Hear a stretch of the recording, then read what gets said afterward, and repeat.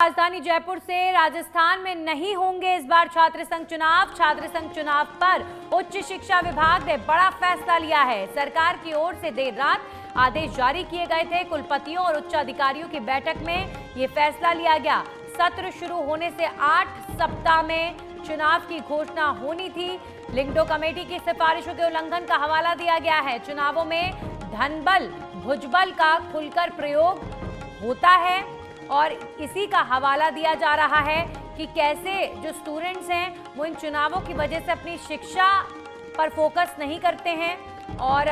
इसीलिए उच्च शिक्षा विभाग ने छात्र संघ चुनाव ना करवाने का फैसला लिया है। हालांकि इस फैसले का एबीवीपी समेत तमाम जो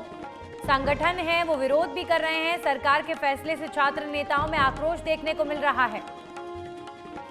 हमारे सहयोगी गौरव गौड़ लाइव जुड़ चुके हैं और सीधा आपको लेकर चलते हैं यूनिवर्सिटी। गौरव, इस समय अब कल देर रात ये फैसला आया, अभी फिलहाल क्या ताज़ा अपडेट मिलता हुआ और क्या स्थिति, क्या तस्वीर राजस्थान यूनिवर्सिटी में इस वक्त?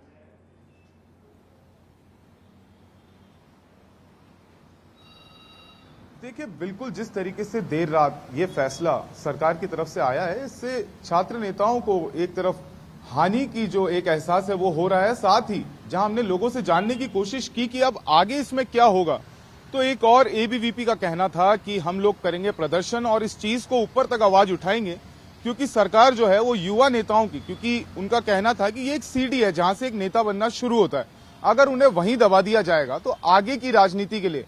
देश में एक ऐसा समय होगा कि युवा नेता जो है वो मुश्किल हो जाएंगे मिलने। तो वहीं एनएसयूआई का कहना था कि आला कमान से बात की जाएगी, सीएमआर तक मैसेज पहुंचाया जाएगा और वार्तालाप करके जो है इस चुनाव को किस तरीके से वापस करवाया जाए उसकी बातचीत की जाएगी। तो वहीं तीसरी ओर मैं आपका ध्यान लेना चाहूंगा, क्योंकि जो पेरेंट्स, जो अभिभावक हैं जो अपने बच्चों को यूनिवर्सिटी पढ़ने भेजते हैं,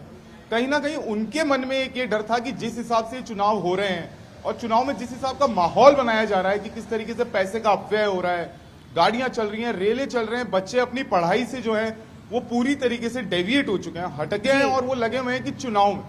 और इसी चीज को आधार मानते हुए और लिंगडो कमेटी की जो चीजें उनकी अवहेलना होते हुए इस चुनाव पर रोक लगाई गई है। जी गौरव, जरा लिंगडो कमेटी की तमाम सिफारिशों का भी जिक्र कर लेते हैं। कल मुख्यमंत्री ने भी यही बात कही थी कि छात्र संघ चुनाव में जिस तरीके का माहौल पैदा होता है या जो शिकायतें कुलपतियों की तरफ से आई, उनके मद्देनजर ये फैसला लिया गया है।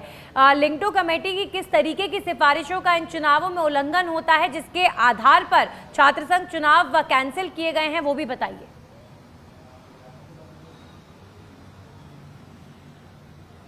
देखिए, मैं आपको बताना चाहूंगा कि जो कुलपति और जो टीचर्स जो बच्चों को पढ़ा करके एक नए भविष्य के लिए तैयार करते हैं, उनका ये मानना था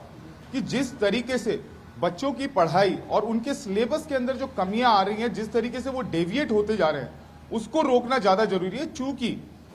छात्र राजनीति से बढ़कर है छात्र का भविष्य और छात्र की पढ़ाई, ताकि वो आने वाले समय में एक अच्छा स्किलफुल आदमी बन सके और देश को आगे बढ़ाने के लिए खुद के परिवार को और खुद का करियर बनाने के लिए सजग होकर आगे काम कर सके। लेकिन जब कुलपतियों ने अब मीटिंग की और शिक्षा विभाग के लोगों ने जब अपने पॉइंट्स रखे हैं, तो पॉइंटर्स में ये बताया गया है कि जो मुख्य चीज है उससे हम लोग हटते जा रहे हैं और इसीलिए इस चुनाव पर रोक लगानी चाहिए। तो वहीं अगर हम लिंगडो कमेटी की बात करते हैं, तो लिंगडो कमेटी का यह मानना है कि चुनाव से होना एक प्रोसेस है, चुनाव एक प्रोसेस है जो कि छात्रों के बीच में ही करवाया जा रहा है और छात्रों का एक रिप्रेजेंटेटिव चुन करके उसे अध्यक्ष पद पर या अन्य पदों पर जो है बैठाया जाएगा। लेकिन ये छात्र जो है जो आगे बढ़ने के लिए पढ़ने के लिए लग रहे हैं, वो पूरी तरीके से अपने मेन काम से, अपने मुख्य चीज से हट करके दूसरी धारा की तरफ बढ़ते जा रहे हैं। एनएसयूआई और एबीवीपी के अगर रुख का जिक्र करें, क्योंकि आपने भी राजस्थान यूनिवर्सिटी में एनएसयूआई और एबीवीपी के तमाम कार्यकर्ताओं से बातचीत की थी, तो ऐसे में अब क्या रिएक्शन इनकी तरफ से आता हुआ, कैसे अब आगे, चूंकि छात्र खुश नहीं है सरकार के इस फैसले से, तो अब एनएसयूआई, एबीवीपी या तमाम जो अन्य संगठन है वो क्या करेंगे आने वाले दिनों में? जी देखिए, कल रात से ही विरोध प्रदर्शन जो है वो शुरू हो गया था। जैसा कि आपको दिखाया था कि राजस्थान यूनिवर्सिटी के गेट के ऊपर रात को एक पुतला जला करके जो है सांकेतिक विरोध प्रदर्शन किया गया है और यूनिवर्सिटी के गेट पर पुलिस का जाब्ता, दंगा नियंत्रण वाहन, सभी तरह के जो प्रोटोकॉल्स हैं उनको फॉलो किया जा रहा है ताकि कोई भी ऐसी स्थिति ना बने। लेकिन कुछ होना आज तय है, आज जरूर इन लोगों की तैयारियां चल रही, क्योंकि सुबह 3 से 4 बजे के बीच में ही स्टूडेंट्स गेट से उठ करके गए हैं समझाइश पर। और जहां तक अभी तक छात्रों से और छात्र नेताओं से बात हुई है, तो वो एक बड़ी तैयारी में लगे हुए हैं कि किस तरीके से सरकार को इस चीज के प्रति जगाया जाए और समझाया जाए कि पढ़ाई के साथ साथ राजनीति में भी अपना भविष्य बनाना कितना जरूरी हो सकता है। और अगर युवाओं को शुरुआती स्टेज पर ही इस तरीके से दबाया जाएगा तो आगे भविष्य खतरे में है। जी बिल्कुल, एनएसयूआई संगठन द्वारा ये कहा जा रहा है कि हम सीएमआर जाकर अपनी बात रखेंगे, सीएमआर जाकर अपनी बात करने वाले हैं। तो क्या आप एनएसयूआई का कोई प्रतिनिधि दल सीएम से जाकर मुलाकात कर सकता है? कोई जानकारी, ऑफिशियल जानकारी?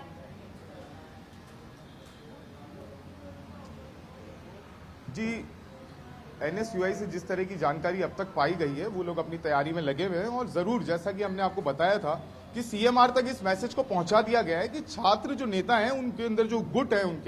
उनके बीच में भी अब इस चीज को लेकर के एक डर का माहौल है कि किसी और की वजह से या किसी और के किए गए अफवाह या अन्य चीजों की वजह से जो है सभी को एक ही चीज को लेकर के जो है दबाया जा रहा है और इस चुनाव को। जी बिल्कुल, चलिए गौरव, शुक्रिया आपका तमाम जानकारियों के लिए। तो